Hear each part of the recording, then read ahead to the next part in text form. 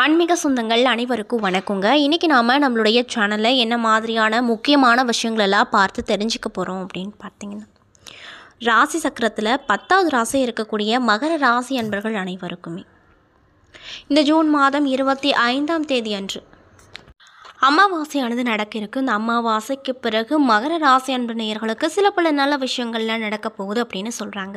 அந்த விஷயங்கள் உங்களுக்கு உண்மையாலுமே நன்மை தரக்கூடிய விஷயமா, தீமை தரக்கூடிய விஷயமா? நன்மை தரக்கூடிய விஷயம் அப்படின்னா என்ன, தீமை தரக்கூடிய விஷயம் அப்படின்னா என்ன அப்படிங்கிறத பற்றி தான் நான் இன்றைக்கி இந்த வீடியோ பதிவின் மூலிமா முழுசாக உங்ககிட்ட சொல்ல போகிறேன். இந்த பதிவில் சொல்லக்கூடிய எல்லா வித தகவலுமே உங்களுக்கு பயன் தரக்கூடிய விஷயங்களாக தான் இருக்கக்கூடுங்க. ஸோ வீடியோவை ஸ்கிப் பண்ணாமல் தொடர்ச்சியாக பாருங்கள். அது மட்டும் இல்லாமல் உங்களுக்கு கருப்பண்ண சுவாமியை ரொம்ப பிடிக்கும் அப்படின்னா அந்த வீடியோக்கு ஒரு லைக் பண்ணிவிட்டு, உங்களுடைய ஆள் மனதில் நிறைவேறாத விஷயங்கள் அப்படின்னு சொல்லிட்டு நிறையவே இருக்கும், அதில் ஏதோ ஒரு விஷயம் நடக்குன்னு சொல்லி மனதார வேண்டிக் கொண்டு நம்மளுடைய கமெண்ட் பாக்ஸில் கருப்பண்ண சுவாமிக்கு போற்றி அப்படின்னு சொல்லிட்டு மறக்காமல் 3 முறை பதிவு பண்ணுங்கள். இந்த தருணத்தில் நீங்கள் அந்த சாமியை நினைத்து இப்படி ஒரு விஷயம் பண்ணும்போது கண்டிப்பாக நீங்கள் என்ன விஷயம்லாம் நடக்கணும்னு சொல்லி நினைக்கிறீங்களோ அந்த விஷயங்கள் அனைத்துமே அவர் நிச்சயமாக நடத்தி கொடுப்பாரு. ஸோ நம்பிக்கையோடு இந்த ஒரு விஷயத்தை பண்ணி பாருங்கள். மேலும் இது போன்ற ஆன்மீகம் சம்மந்தப்பட்ட வீடியோஸ் எல்லாம் நீங்கள் முழுசாக பார்க்கணுன்னு நினச்சா நம்ம சேனலை மறக்காமல் சப்ஸ்கிரைப் பண்ணிவிட்டு கீழே இருக்கும் பெல் ஐகானையும் மறக்காமல் கிளிக் பண்ணுங்கள். அப்போ தான் நம்ம சேனலில் போடுற ஒவ்வொரு வீடியோவுமே நோட்டிஃபிகேஷனாக உங்ககிட்ட வந்து சேருங்க. ஸோ இப்போ வாங்க நம்ம வீடியோக்குள்ளே போய் முழுசாக பார்த்து தெரிஞ்சுக்கலாம். மகர ராசிக்காரர்கள் சிறப்பாகவும் அழகாகவும் கம்பீரத்துடனும் இருப்பாங்க. எத்தனை பிரச்சனை வந்தாலுமே மனதிலேயே பலவித போராட்டங்களையும் அதற்கு தாங்களே தீர்வு எடுப்பாங்க. அது மட்டும் இல்லாமல் இதே மனதிலேயே மற்றவர்களையும் எடை ஈஸியாக போட்டுருவாங்க அப்படின்னு சொல்லப்படுதுங்க. தைரியத்திற்கு பெயர் பெற்றவங்க தான் இந்த மகர ராசிக்காரங்க. தன்னம்பிக்கை நிறைந்தவங்களாக இருப்பாங்க. மற்ற ராசிக்காரர்களிடம் இல்லாத துணிச்சல் அப்படிங்கிறது மகர ராசிக்காரங்கிட்ட அதிகமாக இருக்கும் அப்படின்னு சொல்லுவாங்க. சகிப்புத்தன்மைக்கு பெயர் பெற்றவர்கள் இவங்க அப்படிங்கிறதுனால அனைவரும் இந்த ராசிக்காரர்களுக்கு நெருக்கமாக இருப்பாங்க.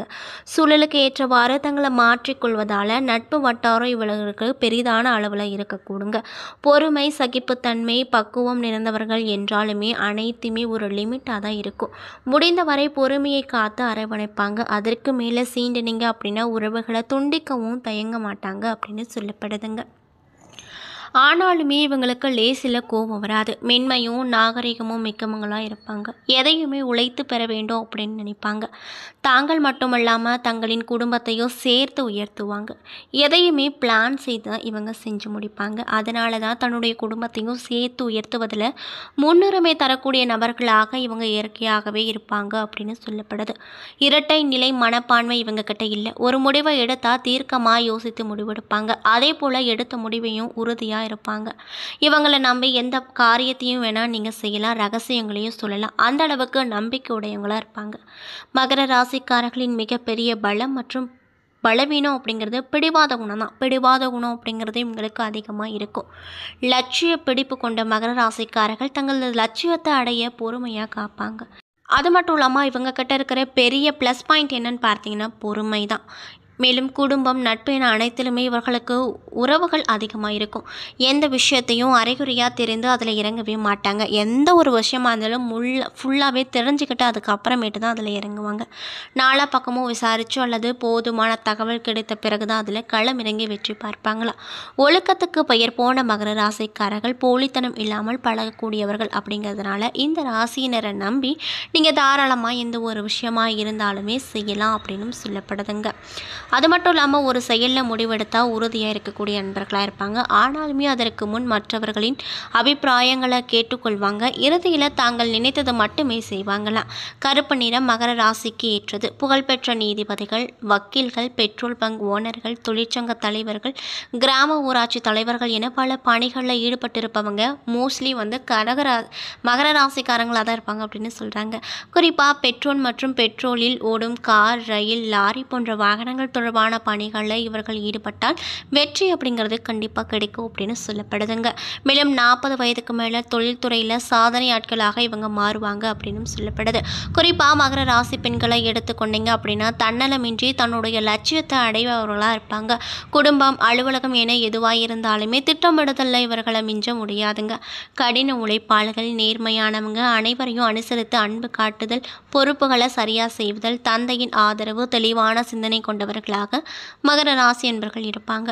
மகர ராசி பெண்கள் மண் ராசியில் பிறந்தவங்க அப்படிங்கிறதுனால சனியின் ஆதிக்கத்தில் பிறந்தவங்க என்பதால் ஒல்லியாக சாந்த குணம் உடையவர்களாக இருப்பாங்க அப்படின்னு சொல்லப்படுதுங்க.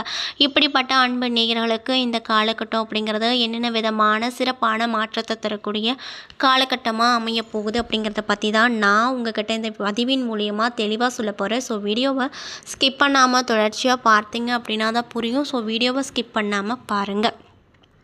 மேலும் மகர ராசிக்காரங்க யாராவது இந்த பதிவை பார்த்துட்ருக்கீங்க அப்படின்னா நான் சொன்ன விஷயம்லாம் மேட்சாக இருந்துச்சுன்னா நம்மளுடைய கமெண்ட் பாக்ஸில் எஸ் அப்படின்னு சொல்லி மறக்காமல் பதிவிடுங்க. முன்னேற்றத்தை குறிக்கோளாக கொண்ட மகர ராசிக்காரங்களுக்கு இந்த மாத கிரக நிலையை ஆராய்ந்து பார்க்கும்போது உங்களுடைய ராசிநாதன் சனி குடும்பஸ்தானத்தில் குருவோடு சேர்ந்து சஞ்சரிக்கிறார். மேலும் அவர் மீது செவ்வாயின் பார்வை விளையுது. மேலும் குரு பகவான் 6வது இடத்துல சஞ்சரிப்பதால் பகைக்கு மத்தியில் வாழ்க்கை அமையும். எண்ணற்ற பிரச்சனைகள் இல்லம் தேடி வந்து சேரும். கொடுத்த வாக்கை காப்பாற்ற முடியாத சூழ்நிலை அப்படிங்கிறது உண்டாகும். கொடுக்கல் வாங்குதலில் தடுமாற்றம் வரக்கூடுங்க. மனக்கவலை அதிகரித்து மற்றவர்களின் உதவியை நாடக்கூடிய சூழ்நிலை உண்டாகும். எதையும் திட்டமிட்டு செய்ய முடியாது. புதிய முயற்சிகளில் தாமதம் கிடைக்கும். கோபத்தின் காரணமாக நல்ல வாய்ப்புகளை இழக்க நேரிடுங்க. மேலும் ஆனி மாதம் 8ஆம் தேதி கடக ராசிக்கு புதன் சென்றிருக்காரு. உங்களுடைய ராசிக்கு 6 மற்றும் 9 ஆகிய இடங்களுக்கு அதிபதியானவர் தான் இந்த புதன். அவர் சப்தமஸ்தானத்திற்கு வரும். இந்த நேரத்தில் பொருளாதாரம் அப்படிங்கிறது திருப்தி தரக்கூடிய விஷயமா இருக்கும். புனித பயணங்கள் அதிகரிக்கும். தந்தை வழி உறவால் இருந்து வந்த விரிசல்கள் நீங்குங்க. தடைகளும் தாமதங்களும் விலகப் போகுது. பூர்வீக சொத்துக்களை பாகப்பிரிவினை செய்து கொள்வதில் மும்முரமாக காட்டுவீங்க. எதிரிகளின் தொல்லை அப்படிங்கிறது குறையும். பிள்ளைகளின் நீண்ட நாளைய எண்ணங்களை நிறைவேற எடுத்துக்கூடிய முயற்சி அனைத்துமே கைகூடி வரும். வரவை காட்டிலும் செலவு கூடுதலாக இருந்தாலுமே அதை சமாளிக்கும் விதத்தில் உதறிய வருமானம் வந்து சேரும். இதனால் மகிழ்ச்சியாக இருப்பீங்க. மேலும் உங்களுடைய உத்தியோகத்தில் கூடுதல் பொறுப்புகளை மேலதிகாரிகள் உங்களிடம் வழங்குவாங்க. அது மட்டும் இல்லாமல் ஆனி 15ஆம் தேதி ரிஷப ராசிக்கு சுக்கிரன் வராரு. உங்கள் ராசிக்கு பூர்வ புண்ணிய ஸ்தானத்தில் சுக்கிரன் சஞ்சரிக்கும் பொழுது பூர்வ புண்ணியத்தின் பலனான உங்களுக்கு கிடைக்க வேண்டிய அனைத்துமே கிடைக்கும்.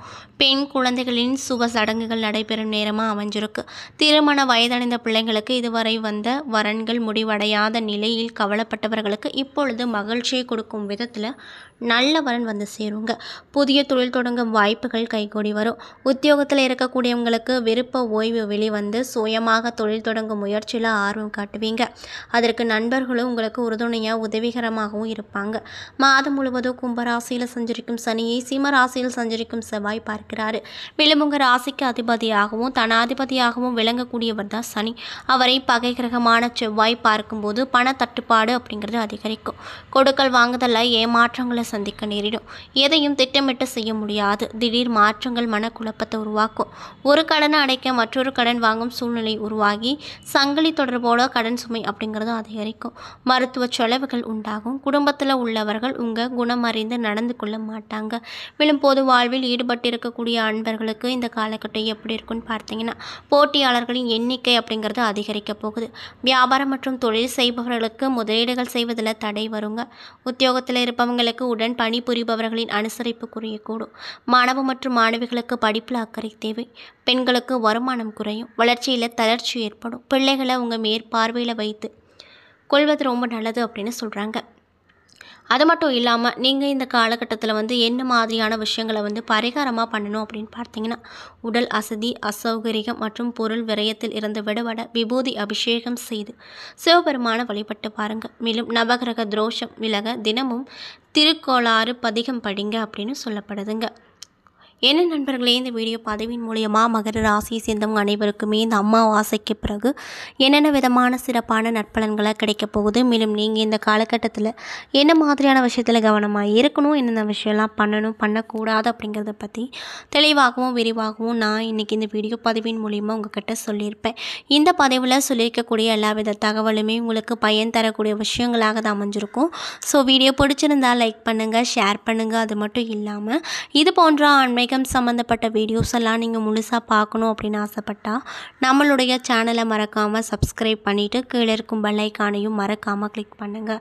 அப்போ தான் நம்ம சேனலில் போடுற ஒவ்வொரு வீடியோவும் நோட்டிஃபிகேஷனாக உங்ககிட்ட வந்து சேருங்க. அது மட்டும் இல்லாமல் உங்களுக்கு சிவபெருமானை ரொம்ப ரொம்ப பிடிக்கும் அப்படின்னா அந்த வீடியோக்கு ஒரு லைக் பண்ணிவிட்டு நம்மளுடைய கமெண்ட் பாக்ஸில் ஓம் நமச்சிவாயா போற்றி அப்படின்ற அந்த சக்தி வாய்ந்த மூல மந்திரத்தை மறக்காமல் 3 முறை பதிவு பண்ணுங்கள். இந்த தருணத்தில் நீங்கள் அவரை நினைத்து இப்படி ஒரு விஷயம் பண்ணும்போது கண்டிப்பாக நல்ல விதமான மாற்றத்தை அவர் கூடிய விரைவில் உங்களுக்கு கொடுப்பாரு. ஸோ நம்பிக்கையோட இந்த ஒரு விஷயத்தை பண்ணி பாருங்கள். நன்றி.